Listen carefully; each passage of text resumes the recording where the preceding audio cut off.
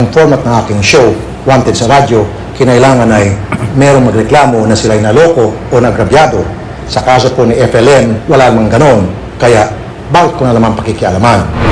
Now, maraming muling nagtag sa akin at nag-PM at gustong magbigay ako ng opinyon tungkol sa kaso na kung saan itong NBI hinuli si FLM gamit ang isang warrant of arrest na 2006 pa. Ang tanong, una, legal ba yung ginawa ng NBI? Dahil ito raw, ang NBI nagpadala sa susol sa isang tao o grupo ng mga tao na may galit kay FLM at inudyukan ng NBI na hulihin siya. At bakit daw nagpauto ang NBI? Marami naman daw mga malalaking kaso na pwedeng unahin ng NBI tulad ng mga kasong rape, kidnapping, robbery, etc. Bakit ito raw na napakilit lamang na kaso, napakatagal na binigyan pansin ng NBI? Yes, may punto nga naman kayo. Maring merong mga kagalit si FLM na pinadject siya, nag-research at sa kanilang pag-research nakita nila na ito ay merong outstanding warrant of arrest at yan ay ipinasa sa NBI. Now, anong gagawin ng NBI? The NBI is duty bound to serve that warrant. Otherwise, ang NBI ay makukontempt of court ng judge na nag-issue ng warrant. On top of that, ang NBI ay maaaring kakasuhan ng dereliction of duty. Now, ipapaliwanag ng abogadong si Attorney Gary Tumul anong ibig sabihin ng contempt of court at dereliction of duty. Attorney Gary. Ang contempt of court ay isang punishment na sinasampa ng ating korte para sa mga lumalabag sa mga utos nito. Kapag ang arrest warrant ay in-issue ng korte, naaatasan ang lahat ng law enforcement agency natin upang kunin ng taong pinapa-aresto at dalhin sa presensya ng korte o sa nag-iimbestiga na kinatawan ng gobyerno. Kapag pinili ng isang arresting authority na hindi kunin ang tao bagamat alam nila kung nasaan ito, itong tinatawag nating contempt of court dahil inalis mo ang galang mo sa utos ng korte at ito ay may karapat-dapat na parusa. Ngayon, ang dereliction of duty naman ay isang kadikit na opensa nito. Ito ay mas general na offense. Ang dereliction of duty ay sinasampang administratibong kaso laban sa mga ahente ng ating gobyerno na nakalatag ang kanilang trabaho sa batas, ngunit ito ay hindi nila sinusunod. Tulad na lamang ng ating mga NBI agents at ang mga police officers natin, inaatasan na umaresto ng mga tao na may mga standing warrant. Kapag pinili nilang hindi arestuin ng tao, bagamat alam nila kung nasaan at kung sino itong taong to, sila ay nagderelict ng kanilang duty o iniwan ang kanilang katungkulan sa ilalim ng batas. Ang sunod na tanong, kami nga pumunta sa NBI, nagbigay kami ng warrant of arrest para sa isang suspect. Bakit hindi hinanap at hinuli ng NBI? Good question. Well, kailangan pang i-research ng NBI, kailangan pang i-casing ng NBI, surveillance, bago mahuli ang pinapaserva nyo ng warrant na hawak ninyo. Sa kaso po ni Francis Leo Marcos, high-profile personality po siya. Alam na alam ng buong Pilipinas kung nasaan siya. So, kapag hindi pa rin sinerve ng NBI yung warrant of arrest na nasa kamay na nila against Francis Leo Marcos knowing where he is, then doon na nga po papasok yung contempt of court and dereliction of duty.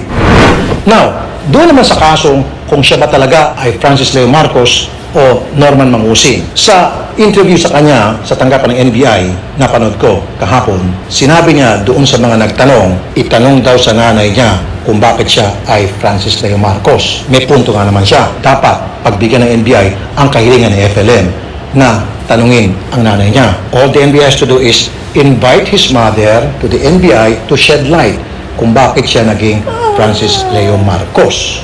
Now, pagdating sa NBI at tinanong yung nanay ni FLM kung ang tatay niya ba talaga ay si Pacifico Marcos dahil yun po ang kumakalat sa balita, then all the NBI has to do is i-verify yan sa NSO. At titingnan ngayon sa birth certificate na ma-obtain nila sa NSO kung talagang nakapirma doon si Pacifico Marcos as the father of Francis Leo during birth. Now, kung nakapirma, i-check yung signature doon sa mga available records sa signature ni Mr. Pacifico Marcos. Now, kung walang signature yan, then invalid po yung paggamit ni Francis Leo ng kanyang pangalan. Now, kung ganon, bakit hindi yan nakita ng Philippine Statistics Authority? Meron pang isang way kung papaano ang isang tao makapalit ng kanyang pangalan ng legal. Yun ay pumunta siya sa korte para i-request sa isang judge na palitan ang kanyang pangalan at yan ay pagbibigyan ng judge kapag meron siyang valid reason. Isa sa mga valid reason dyan ay kung ang kanyang pangalan ay mabaho at naging dahilan na para siya palaging tinutukso o binubuli. Example, Pero yung Maharot, napakabaho ng pangalan niyan. At gusto niyang maisalin niya sa Perry Innocente, then the judge will grant his request. Now, kung yan talaga itinahak na rota ni FLN from Norman Mangusin, na yan kasing kumakalat na balita na siya ay Norman Mangusin, from Norman Mangusin to FLM, then dapat hanapin kung saang korte niya ipinail yung change of his name. At kapag hindi yan ang rota na tinahak niya para siya ay maging FLN from Norman Mangusin, then panibagong problema. Ang tanong muli, paano nakalusot sa Philippine Statistics Authority na maisalin ang kanyang pangalan from Norman Mangusin to FLN o Francis Leo Marcos? Kung lumilitaw na wala doon sa dalawang nabanggit kong ways na para siya ay maging Francis Leo Marcos, then ito ang magiging problema. Pakipaliwanag.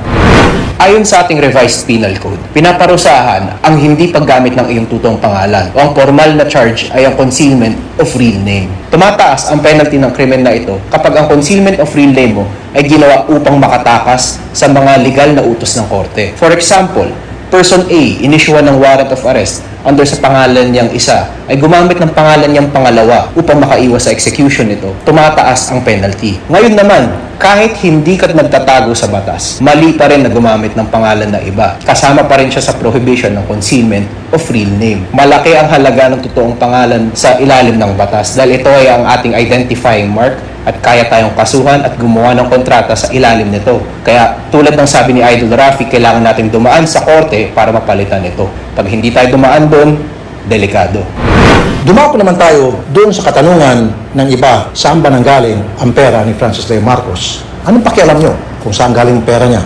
Kung siya namimigay ng tulong sa mga nangangailangan, lalo sa mga hirap ng kababayan, so be it. Inggit lang kayo, di ba?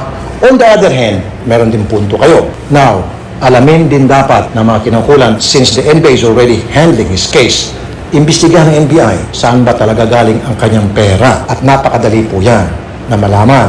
All the NBI has to do is contact the BIR. Siya ba ay nagbabayad ng tax? Tingnan lang kanyang ITR. Yan ba ay tumutugma yung kanyang binabayad na buwis sa mga idiniklara niyang asset na available on records, lalo pat yung mga sinasabi niya. Bilyonaryo ka, then dapat malaking tax ang binabayaran mo sa BIR. Now, failure to do so, then meron kang kaso. Pakipaliwanag mo, Atty. Garrett. Kailangan natin tandaan na under our tax code, lahat ng income ay taxable. Hindi ibig sabihin ng income nito ay kailangan nanggaling sa sweldo o sa business. Kahit ako ay isang taong nakahukay ng treasure sa ilalim o ng gold bars o ng Yamashita's treasure o kahit ano, taxable pa rin ito. Kaya po nandyan ang record sa atin si BIR. Lahat ng pumasok na income sa atin, whatever source, kailangan pagbabayaran po natin ng buwis. At ito ay isang accurate representation kung magkano nga ba ang kinikita ng isang tao sa mga prosesong legal.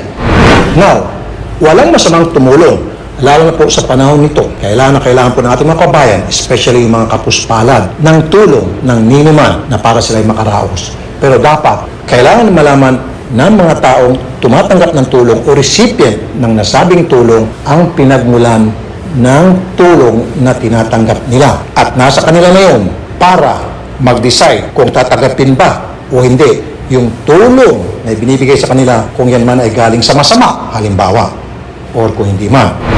Now, para sa ikatatahimik ng lahat at para maging patas on both sides, para naman mabigyan hustisya, kung merong mang kailangang mabigyan ng hustisya dito kay FLN dahil sa tingin ng kanyang mga followers, siya ay dito inaapi o siya hinaharas, then lahat po tayo magkaisa, magtulungan, magbigay tayo ng mga impormasyon na may kinalaman sa ginagawang investigasyon ng NBI nang sa gayon mapabilis po ang ginagawang investigasyon ng ating mga kinaukulan. All you need to do is lumutang kayo. Pwede kayong pumunta sa akin at kung ayaw nyo, pwede kayong dumiretso sa NBI nang sa gayon, once and for all, matuldukan na itong problema ito at magkaalaman na kung sino ang nagsasabing totoo, kung sino hindi, kung talagang karapat dapat bang nasa kulungan si FLN o dapat siya ay nasa laya.